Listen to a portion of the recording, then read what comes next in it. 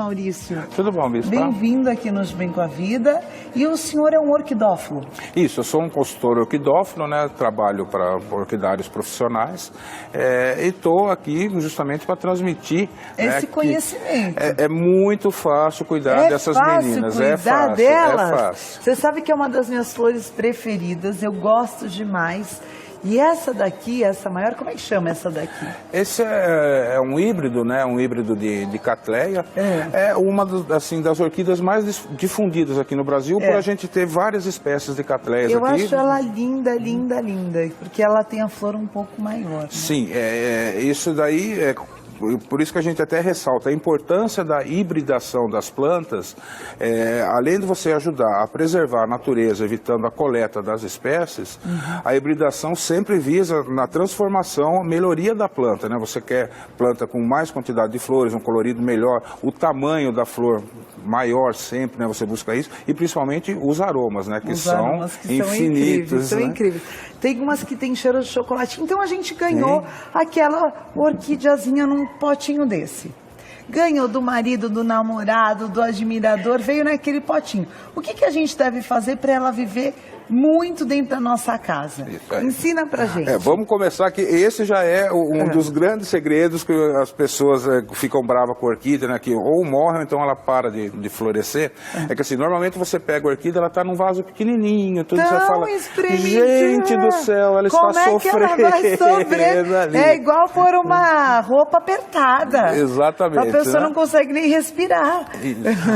Mas não se preocupem, a orquídea ela é assim mesmo, tá?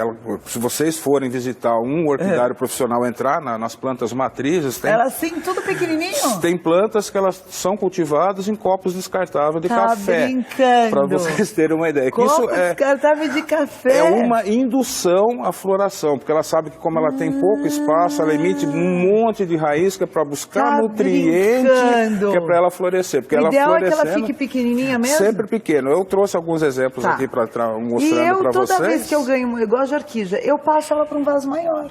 Isso, não é bom você passar para o vaso maior, porque a orquídea, ela é muito ambientalista.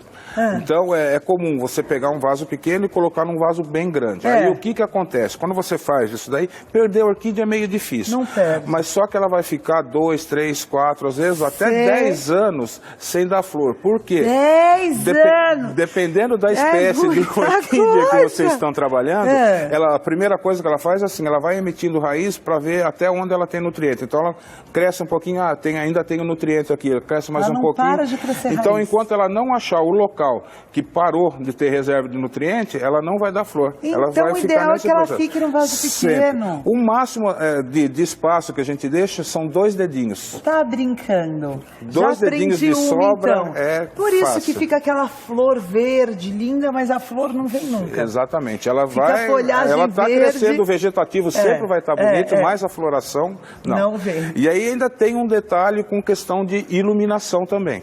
Qual que são os cuidados com a iluminação com a orquídea? Quando a gente fala iluminação, pessoal, não é sol, por favor. A orquídea não gosta de sol, né? Ela queima. Tá? A iluminação é o local bem iluminado mesmo, né? Então o que a gente tem que fazer? Prestar muita atenção na tonalidade das folhas. Se a folha está aquele verde muito escuro, aquele verde abacate, essa planta está com muita sombra. Então, você tem um lado que você está ajudando assim a vitalizar a planta, ela vai ficar mais forte, ela tem uma reserva de nutriente maior. Só que floração ela não dá, enquanto ela não for para um local um pouco mais iluminado. A gente brinca, não pode ser verde abacate, mas também não pode ser verde alface, você tem que ficar no verde couve. Tá ótimo. Então o verde couve. Isso. Agora, hoje é uma infinidade de tipos de orquídeas, não é? Isso. E outro dia eu ganhei uma orquídea linda, que ela é enorme, que é uma bem grandona, sabe? Uma que ela é desse tamanho. O Cymbidium, mais ou menos dessa família aqui. Mais ou menos essa família, só que ela é bem grande e eu não soube cuidar dela. Eu não soube cuidar. Então a gente vai aprender todas as dicas de como cuidar da sua orquídea para ela dar flor e viver muito tempo. Com certeza. E vive muito tempo. Vive não. A orquídea é perene, ela vai durar a vida toda. A vida toda, né? Tratando ela direitinho, sem problema. Ela fica lá para sempre. Muito bem, então, primeira, como é que a gente pode plantar uma orquídea? Então, vamos lá. Vai lá, fica Com à licença, vontade. bispo, deixa eu ver. Ó, essa piquitita Por exemplo, aqui, essa situação, qual câmera que vai... Vai dar o detalhe? Qual que vai dar o detalhe? Aqui, o Renato, olha lá. Quando a orquídea ela chega nessa situação, ó, que a planta começou a sair para fora do vaso, é a hora de você estar mudando.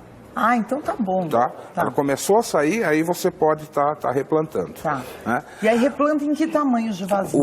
Normalmente é assim, você tem que aumentar proporcionalmente, né, esse vaso. Se ela está saindo de um vaso desse, ela vai ter que vir Para um desse. Para um desse aqui, não maior que isso. Porque se a gente colocar ele aqui, para vocês terem uma ideia melhor, ó. Você lembra que eu falei os dois dedinhos? Ó. Tá ótimo.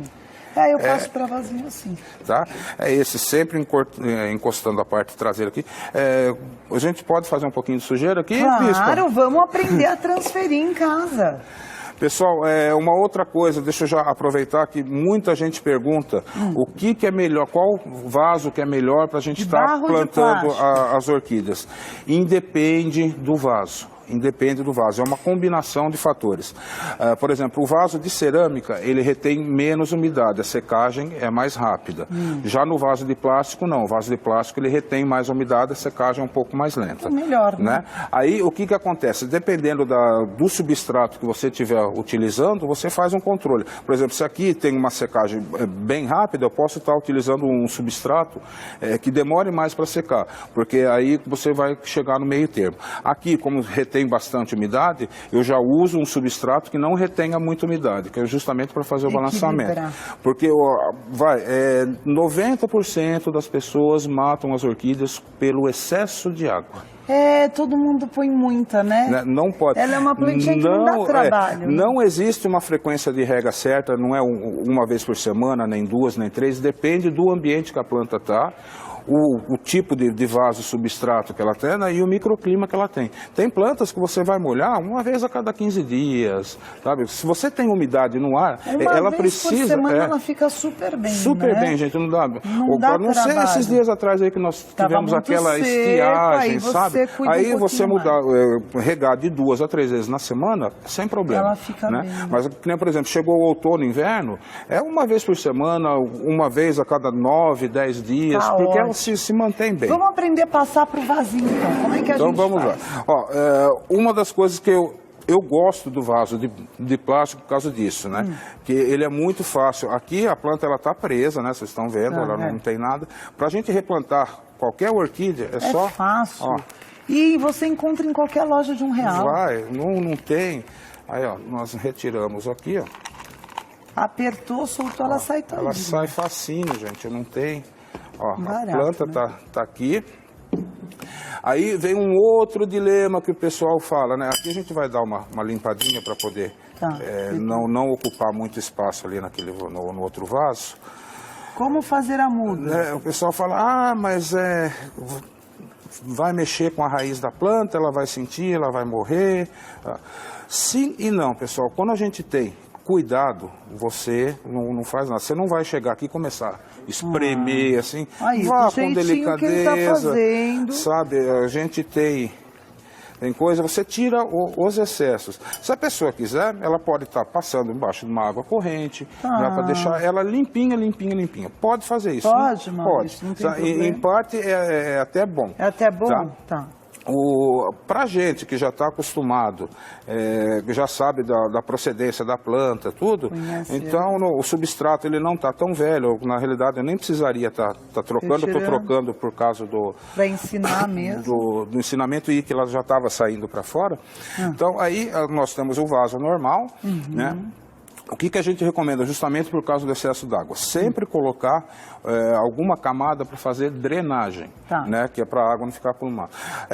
Essa drenagem, pessoal, pode ser feita com caco de telha, pedra brita, isopor. Até com isopor eu não sabia que isopor também pode ser usado. Eu até trouxe para transporte melhor.